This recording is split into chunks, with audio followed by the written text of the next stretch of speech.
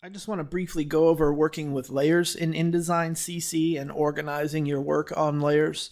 If you've done any work in Photoshop, this is going to be different for you. If you've done work in Illustrator, this will be pretty similar. If you're new to all of it, then this will definitely be brand new. So I'm going to start by creating a new document. It doesn't really matter what the settings are.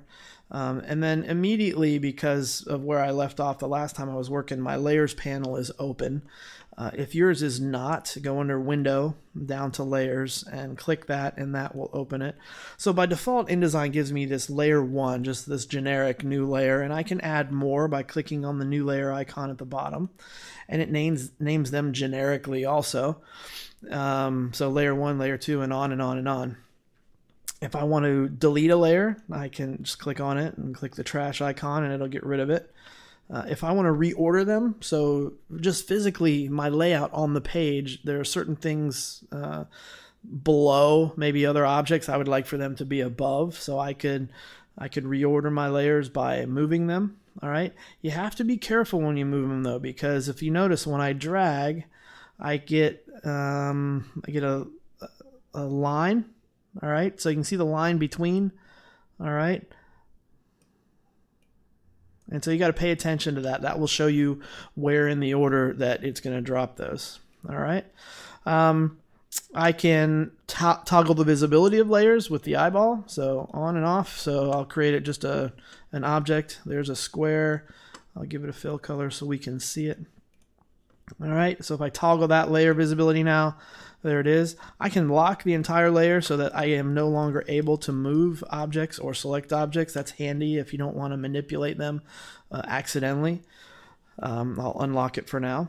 If I realize I've put an object on a layer and it should be on a different layer, very easy to change that. So I select the object by clicking on it with my selection tool. And you'll notice I get this little colored chip over to the right.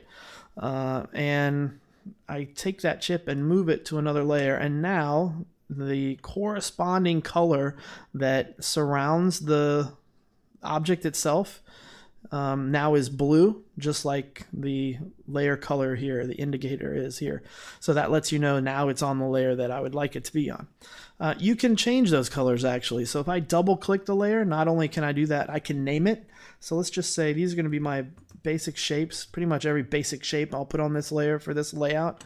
I want those to be black because I don't look at them very often. Okay, and so now those are black. All right, so here's what I would typically do with layers in InDesign is as soon as I start a document, I would do some setup over here. So I would rename the default layer number 1. I just deleted it, but we'll choose this one now, and I'm going to say even if I don't end up with a background element or a background color of some sort, I'm going to call this one BG for background, and I'm going to color it black.